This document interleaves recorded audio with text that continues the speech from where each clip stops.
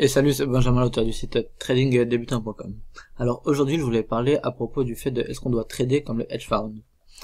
Parce que si tu veux, j'entends souvent parler de ouais, non mais tu sais, là déjà j'ai gagné 0,5% ce mois-ci, ouais, j'ai gagné 1% ce mois-ci, c'est déjà pas mal, parce que tu sais en fait les hedge funds ou les plus gros, les grosses banques ou je sais pas quoi, ils font plus 20% à peu près tous les ans, machin, pour les meilleurs. Regarde comment il s'appelle, le fonds de Warren Buffett, machin. Alors, euh, il faut quand même se rendre compte pardon, d'une chose, c'est que déjà pour commencer, on trade pas avec des milliards, comme on trade avec des euros. Ce que je veux dire par, ce que c'est bête parce que des milliards ça reste des euros, mais tu vois ce que je veux dire. Mais ce qu'il faut, enfin, si par exemple ça me rappelle toujours cette règle des 1% qui me fait toujours beaucoup rigoler. Donc le mec qui a 100 euros sur un compte, il va risquer 1 euro par trade. Comme ça, il va pas dépasser 1% de risque. Alors il est capable de perdre 50 euros et d'un coup ça lui fait pas peur. Il pourra réinjecter sur son compte, c'est pas grave, tu vois. Par contre, perdre 1%, oulala, ça fait mal. 1 euro. Ou alors le mec qui trade avec, je sais pas, avec 10 millions, eh ben on va lui dire bon bah faut pas dépasser 1%, donc on va trader avec 1% et on va risquer 100 000 euros par trade. Voilà. Mais non, non, c'est pas comme ça. Donc moi cette règle des 1% qui me fait toujours beaucoup rire, personnellement je l'utilise pas du tout. Et alors là peut-être que tu comprends pas pourquoi je te raconte ça, mais tout simplement parce que le pourcentage de tes risques, c'est ce qui va déterminer le pourcentage de tes pertes et le pourcentage de tes gains. Donc par exemple, trader, enfin un mec qui fait 20% dans l'année, excuse-moi, mais avec un compte à 300 euros, mais c'est pas intéressant en fait.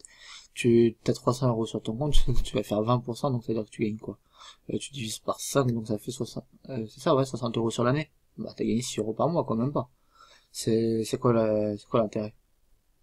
Pour ça, mieux vaut ne pas trader.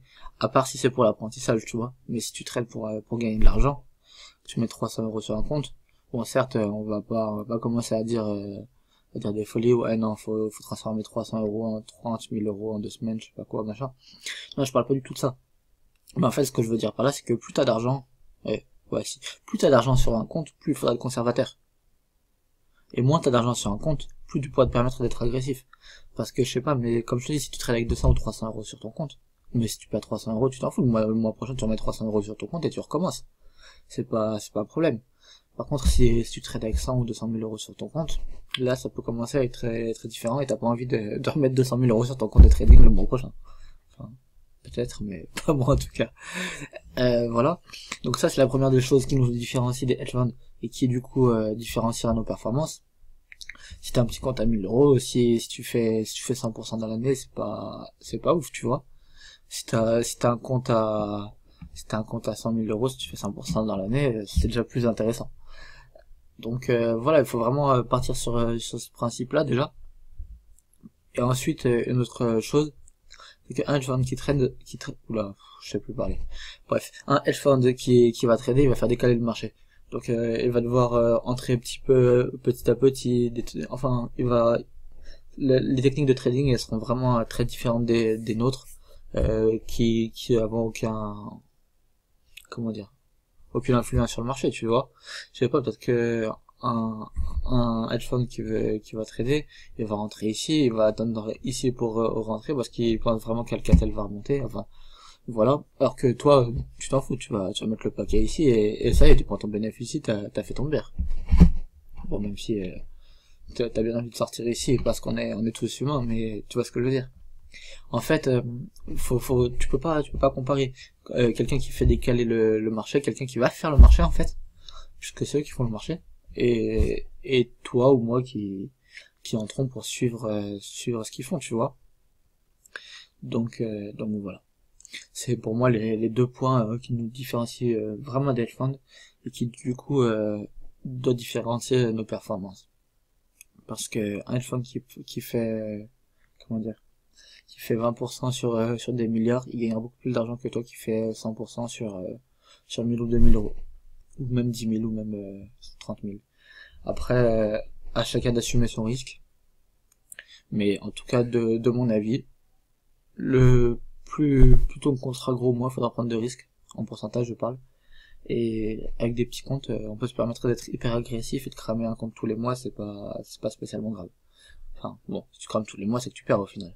Par contre, si un mois tu triples ton compte, un mois tu crames un compte, un mois tu triples ton compte, un mois tu gagnes un compte, bref, t'as compris. Bah, t'es quand même gagnant, donc voilà. Il suffit de s'adapter à, à nos capitaux et essayer de faire au mieux en fonction de ce qu'on peut faire. Voilà. Je sais plus si je te l'ai déjà dit, mais si t'as aimé cette vidéo, peut-être que ça t'a ouvert les yeux sur des choses. Alors si ça t'a ouvert sur bon, ça y est, je recommence à plus savoir parler, mais c'est pas grave. Si cette vidéo te fait voir les choses différemment, ce qui serait intéressant, c'est de la présenter à tes potes à qui ça peut le faire voir différemment. Moi, ça m'aide aussi, puisque ça me fait de la visibilité. Si t'as aimé cette vidéo, tu peux mettre un pouce bleu. Et si t'es pas du tout d'accord avec moi, je t'invite à me le dire en commentaire ou à m'expliquer toi tes stratégies de money management en commentaire. Sur ce, passe de bon trade et à la prochaine. Ciao.